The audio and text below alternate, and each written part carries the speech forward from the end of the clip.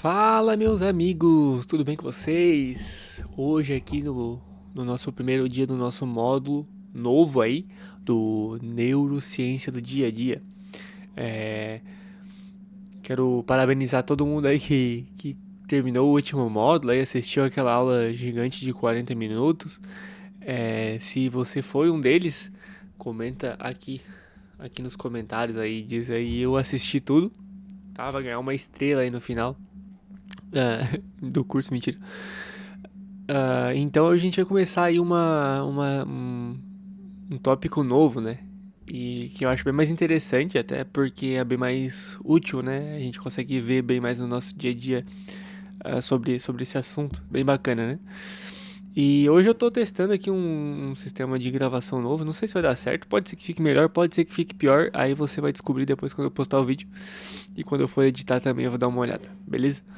Mas é isso aí, espero que vocês tenham gostado do nosso primeiro módulo aí, quem tem assistido às aulas.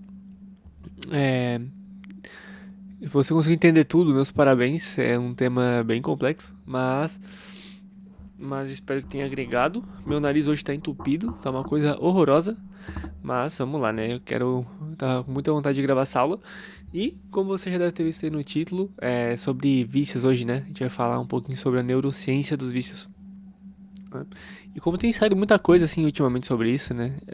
A gente vai voltar uns passos atrás, entender um pouco melhor o que é isso, o que está se falando sobre isso hoje, né?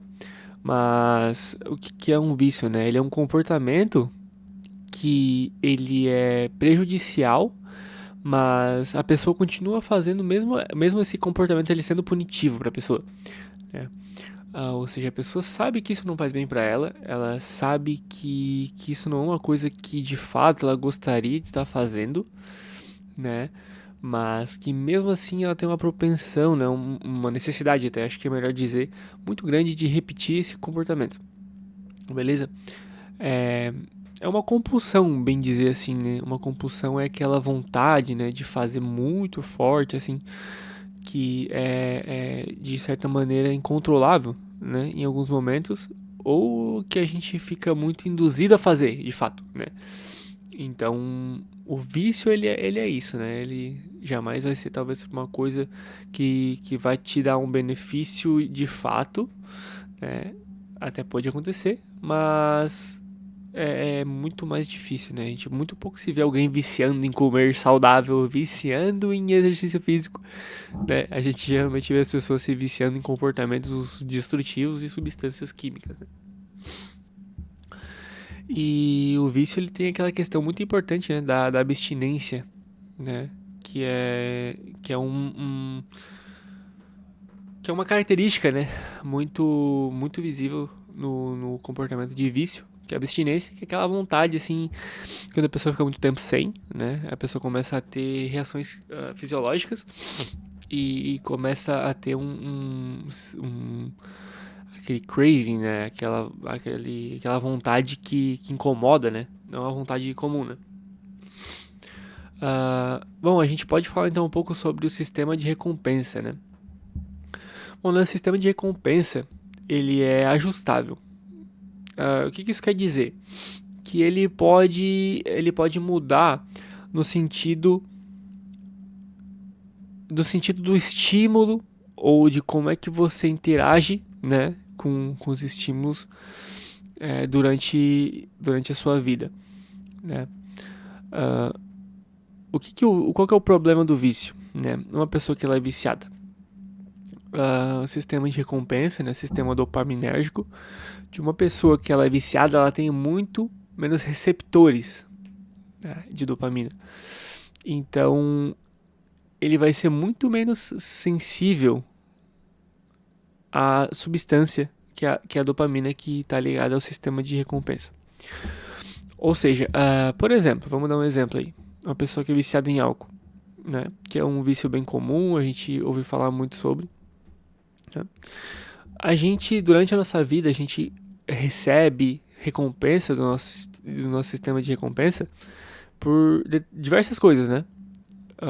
E coisas que a gente muitas vezes não imagina que seja tão recompensadora para o nosso sistema de recompensa. É recompensador, por exemplo, passar um tempo com uma pessoa que você gosta, sair para algum lugar diferente, praticar um exercício físico. Todas essas atividades, né, de certa forma, dão recompensa, dão dopamina para o nosso sistema dopaminérgico, de uma maneira normal, assim. Não é absurdamente alto, mas também não é muito baixo, então é mediano. E uma pessoa que ela tem um sistema de recompensa bem ajustado, isso vai ser normal, vai ser o suficiente para funcionar normalmente, né? Uma pessoa que tem algum tipo de vício, principalmente em substâncias, a gente está falando aqui, né? Porque comportamentos às vezes não é tanto, dependendo, né? Mas a gente tá vendo que isso hoje tá sendo muito falado sobre. Mas vamos levar em consideração os vícios em substâncias, né? Que o sistema de dopamina dela, sistema de recompensa, ele é muito transformado, né? Tem muito menos receptores, ou seja, a sensibilidade é muito menor. O que isso quer dizer? Que a gente precisa de uma carga de dopamina muito mais alta para que esse sistema de recompensa se ative de fato, né? Uh, então, o estímulo tem que ser muito maior e a pessoa passa a perder o prazer nas coisas comuns, sabe? Ela vai fazer uma coisa que antes ela fazia, ela não vai achar graça, ela não vai achar vontade para fazer isso de novo. Então, isso é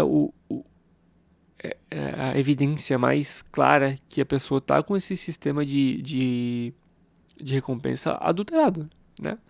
Uma coisa que eu sempre costumo falar, né? Quando eu tenho algum atendimento que se refere a isso, ou que de alguma maneira passa por isso, né? E, e claro que não é só substâncias, é em algumas outras coisas que as pessoas passam na vida, que a gente passa na vida, que nós temos de certa forma uma régua, né? Uma régua de prazeres, né? E os prazeres da vida são inúmeros, né? Nosso sistema de recompensa ele é recompensado por fazer inúmeras coisas, né? Coisas que a gente gosta, coisas que a gente tem um prazer. Então, digamos que uma pessoa normal tá com a régua aqui, tá? Então aí ela, enfim, ela faz as suas coisas e ela consegue sentir prazer em diversas atividades. Então ela passa a ter o uso de substância e, cara, a régua dela começa a subir porque é, é 10 vezes mais dopaminérgico a substância, 10 vezes mais recompensadora a substância no sentido neuroquímico do que uma atividade como atividade física ou, enfim, ter algum hobby diferente. Então a régua dela estava aqui, ela começou a usar uma substância, ela começou a ter um comportamento disruptivo e de vício, a régua dela foi cá para cima. Né? Então, pô, depois a pessoa ela vai tentar fazer alguma atividade que se divirta, cara, vai chegar aqui e não vai atingir onde é que essa régua tá, então ela não vai mais sentir prazer, porque antes ela sentia aqui quando a régua tava aqui, né? Mas agora que tá lá em cima, daí ela já não consegue mais sentir esse prazer, né? Ser recompensado pelo sistema dopaminérgico. E depois ela vai usar a substância de novo e vai chegar aqui, não vai atingir. Então a régua dela vai sempre aumentando, porque isso era algo que se necessitava antes de uma conversa sobre vícios, que a necessidade dessa substância, desse comportamento, ele teria que ter uma tendência a aumentar, né? Então, antes não era considerado um vício, né? E eu até acho que hoje ainda continua muito essa visão de ser necessário, né? Um comportamento de sempre aumentar o consumo, né? Mas então acho que deu para entender, né? Basicamente como funciona o vício, né? Dentro do sistema dopaminérgico, né? E outra coisa que é interessante a gente falar é que o vício, ele geralmente é uma doença crônica, né? O que isso quer dizer? Cara, que o sistema dopaminérgico, depois que ele chegou num ponto de uma régua alta, cara, é como se fosse fazer uma foto, sabe? E ficar guardado dentro do cérebro. O que isso quer dizer?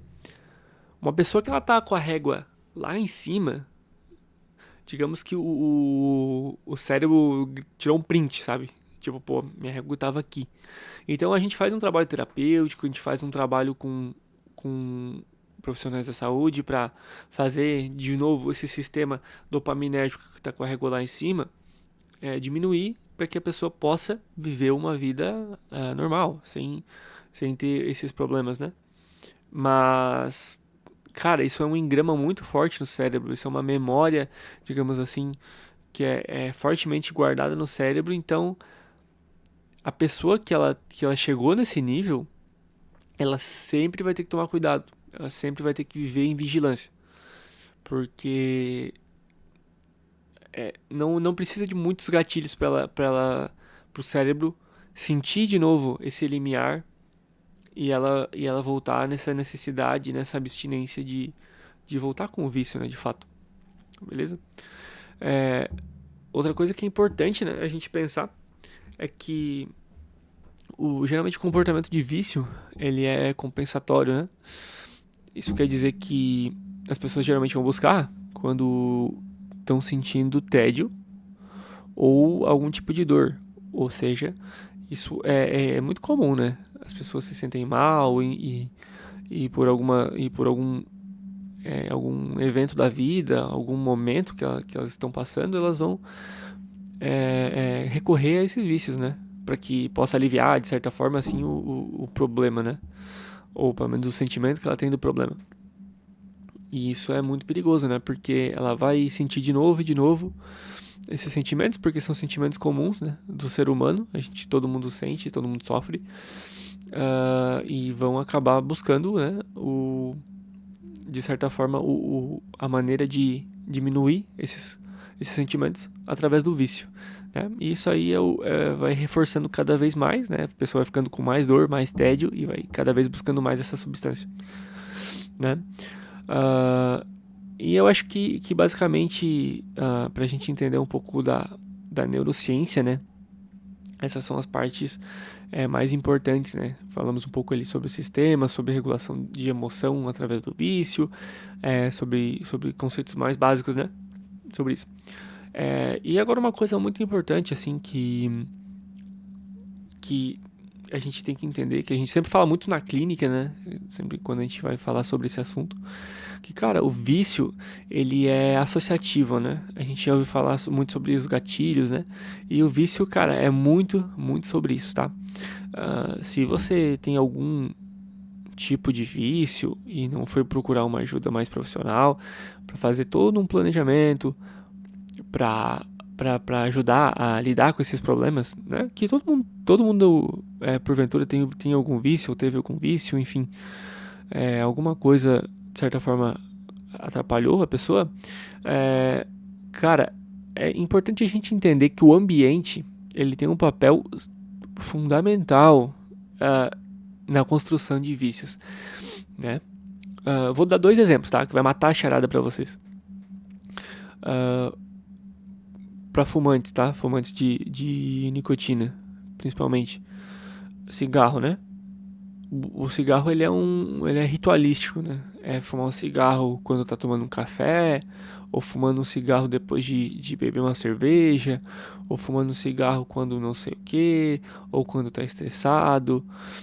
Cara, é importante você identificar, né, esse contexto, identificar esses momentos ritualísticos que você tem e começar a evitar esses gatilhos de certa forma que vão ativar essa abstinência, essa vontade de fazer, enfim, de usar o cigarro, né? E outra coisa, por exemplo, se você, por exemplo, tem algum problema com álcool, tá? E você vai para um lugar onde tá todo mundo bebendo, tá? A propensão de você beber é muito alta, muito, muito, muito alta. Eu sei que às vezes a gente pensa, não, mas eu consigo resistir. Cara, não consegue. O ambiente ele é muito mais reforçador do que você imagina. A gente vai falar mais pra frente sobre algumas aulas sobre isso, mas, cara, o ambiente, apenas de você ver aquilo que você tem algum problema ou cara, é muito sutil, sabe? O nosso sistema dopaminérgico ele se ativa muito antes da gente realmente de fato fazer o ato de beber ou de usar alguma substância, ou de fazer algum ato que seja considerado viciante, né?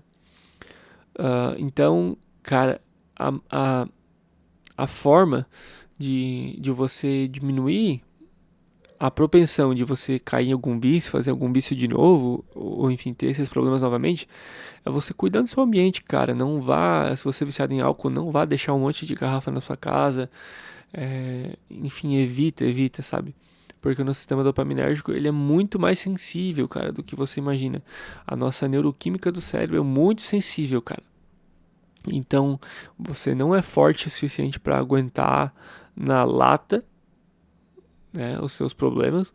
Então, evita, cara. Evita porque é a melhor maneira de você é, é, escapar, né, desses comportamentos e evitar recaídas, enfim, né? Se você precisa, se você não tem nenhum problema, cara, evita, evita igual.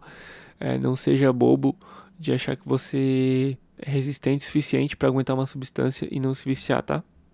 Porque algumas pessoas são muito mais suscetíveis que outras, por N motivos, então você pode ser uma dessa pessoa mais suscetível, então cuidado, tá? E eu acho que é isso, cara. A única coisa que eu tenho mais pra falar, né, que é uma coisa importante, né, que na minha opinião, tá? Agora é minha opinião.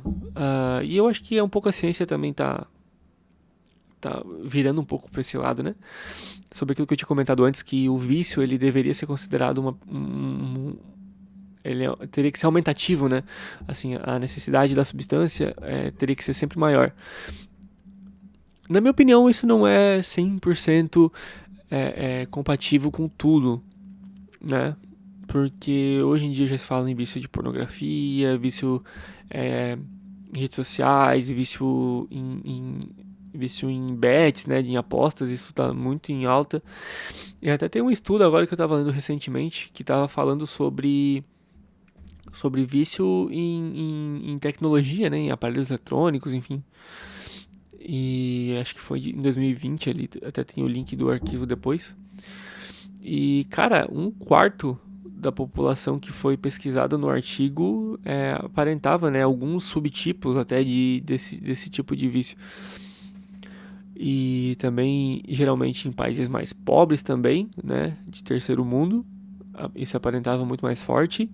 E também, depois da Covid-19 também teve esse boom, né, de isolamento e mais virado para a parte de tecnologias, enfim, para realmente esse isolamento tecnológico, né, que muito tem se falado sobre. Então, na minha opinião, tá? Minha humilde opinião, talvez se você não queira considerar isso, tudo bem, a gente entende, porque é o que a ciência tem falado até agora, talvez depois mude, né? Mas comportamentos que a gente não consegue deixar, pra mim já é viciante. Existe, claro, comportamentos que a gente simplesmente não quer ser responsável por parar, né? Falta de responsabilidade, enfim, falta de N motivos, né? Que não, enfim, que a questão dopaminérgica, questão do sistema de recompensa não é tão